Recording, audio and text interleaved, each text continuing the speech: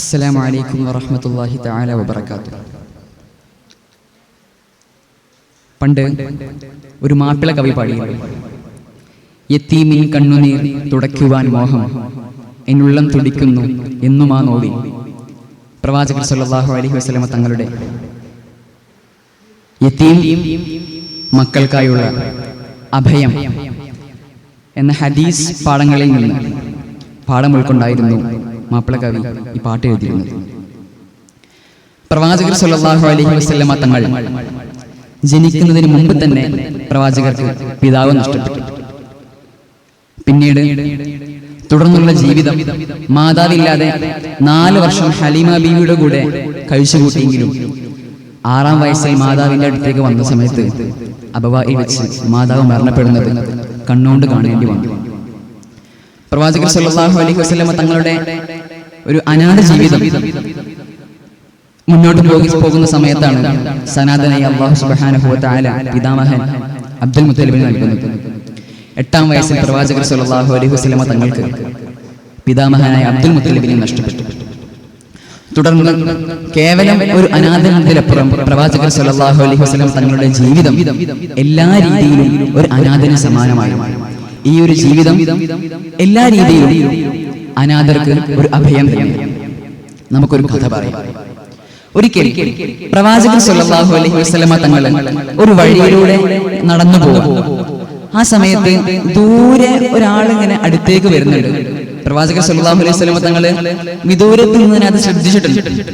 മരുഭൂമിയിലൂടെ പതിയെ പതിയെ ആ വ്യക്തി പ്രവാചകന്റെ അടുത്തേക്ക് വന്നുകൊണ്ടിരിക്കുകയാണ്. പ്രവാചകർ സല്ലല്ലാഹു അലൈഹി വസല്ലമ തങ്ങൾ അദ്ദേഹത്തിന്റെ രൂപവും ഭാവവും അദ്ദേഹത്തിന്റെ ചലനവും എല്ലാം കണ്ടപ്പോൾ നബിക്ക് തങ്ങൾക്ക് മനസ്സിലായി ഇദ്ദേഹത്തിന് എന്തോ ഒരു കുഴപ്പമുണ്ട്. ഇദ്ദേഹം പ്രവാചകനെ തേടി തന്നെയാണ് വരുന്നത്. പ്രവാചകർ സല്ലല്ലാഹു അലൈഹി വസല്ലമ തങ്ങൾ അദ്ദേഹത്തെ അവിടെ കാത്തിരുന്നു. അല്പസമയത്തിന് ശേഷം പ്രവാചകർ സല്ലല്ലാഹു അലൈഹി വസല്ലമ തങ്ങളുടെ അടുത്തേക്ക് ആ വ്യക്തി എത്തുകയുണ്ടായി. പിന്നീട് അദ്ദേഹം ആദ്യം ചെയ്തത് പ്രവാചകനെ മുന്നിൽ പൊട്ടിക്കരയാണ്. ഇപ്പൊ പ്രവാചകർ ചോദിക്കുന്നത്, എന്താണ് സഹോദര, എന്താണ് പ്രശ്നം, എന്താണ് പറയുക? അപ്പൊ ആ വ്യക്തി പ്രവാചകനോട് പറയാണ്, എനിക്ക് എന്റെ കുടുംബത്തിൽ ഒരുപാട് പ്രശ്നങ്ങൾ നബിയെ, എനിക്ക് സാമ്പത്തികമായി ഒരുപാട് പിരിമുറുക്കുണ്ട്. ഞാൻ പല കാരണങ്ങളാണ്, എന്റെ പിതാവ് മാതാവ് മരണപ്പെട്ടതിൽ ഞാൻ ധർമ്മസങ്കടത്തിലാണ്, എനിക്ക് എന്ത് ചെയ്യണമെന്ന് അറിയില്ല. പുഞ്ചിരിച്ചുകൊണ്ട് പ്രവാചകൻ അദ്ദേഹത്തെ സാന്ത്വനപ്പെടുത്തി. ശേഷം എന്താന്ന് പറഞ്ഞറിയാം, നിങ്ങൾ മദീനയിലേക്ക് ചെല്ലുക, അവിടെ യതീമായ ഒരു കുട്ടിയെ മാറോട് ചേർത്ത് വാരിപ്പുണർന്ന് നെറ്റിയിൽ ഒരു ചുടുചുംബനം നിങ്ങൾ സമർപ്പിക്കുക. നിങ്ങളുടെ എല്ലാ പ്രശ്നങ്ങളും അവിടെ മാഞ്ഞു പോകുന്നു. മുഅ്തദ് യുദ്ധത്തിന് സൈന്യത്തെ അയക്കുന്ന വേളയിൽ റസൂലുള്ളാഹി സ്വല്ലല്ലാഹു അലൈഹി വസല്ലമ തങ്ങൾ ഇങ്ങനെ പറഞ്ഞിരുന്നു, ജഅഫർ റളിയല്ലാഹു അൻഹു രണ്ടാമതായി കൊടി പിടിക്കും. അദ്ദേഹത്തിന്റെ കയ്യിൽ നിന്ന് ആ കൊടി നഷ്ടപ്പെട്ടാൽ മറ്റൊരാൾ അത് ഏറ്റെടുക്കണമെന്ന് റസൂലുള്ളാഹി പറഞ്ഞിരുന്നു. ഈ ഒരു സംഭവം നമുക്ക് മനസ്സിലാക്കി തരുന്നത് എന്തെന്ന് വെച്ചാൽ, സ്വഹാബികൾക്കെല്ലാം ഉറപ്പുണ്ടായിരുന്നു ജഅഫർ റളിയല്ലാഹു അൻഹു ഷഹീദാവാൻ വേണ്ടിയാണ് മുഅ്തദ് യുദ്ധത്തിലേക്ക് പോകുന്നത്.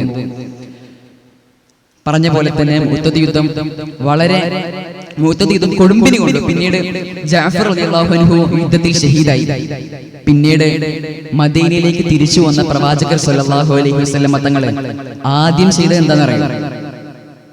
ജഅഫർ റളിയല്ലാഹു അൻഹുവിന്റെ വീട്ടിൽ ചെന്നിട്ട് തന്റെ ഭാര്യയോട് തന്റെ മക്കളുടെ സംരക്ഷണം ദുനിയാവിലും ആഖിറയിലും താനാണ് ഏറ്റെടുക്കുന്നതെന്ന് പ്രഖ്യാപിച്ചുകൊണ്ട് തന്റെ മക്കളെ ഭാര്യയുടെ വീട്ടിൽ നിന്ന് സ്വന്തം വീട്ടിലേക്ക് കൂട്ടിക്കൊണ്ടുവരികയായിരുന്നു. ബിസ്മില്ലാഹിർ റഹ്മാനിർ റഹീം അറഅയ്തല്ലദീ യുകദ്ദിബു ബിദ്ദീൻ ഫദാലിക്കല്ലദീ യദഉൽ യതീം. ഈ ഒരു ഖുർആൻ സൂക്തം പ്രവാചകർ സ്വല്ലല്ലാഹു അലൈഹി വസല്ലമ തങ്ങൾ എത്ര കണ്ട് മാനിച്ചിരുന്നു എന്ന് നമുക്ക് ഈ കഥകളിൽ നിന്ന് സുവ്യക്തമാണ്. ഇൻഷാ അല്ലാഹ്. അസ്സലാമു അലൈക്കും വറഹ്മത്തുള്ളാഹി.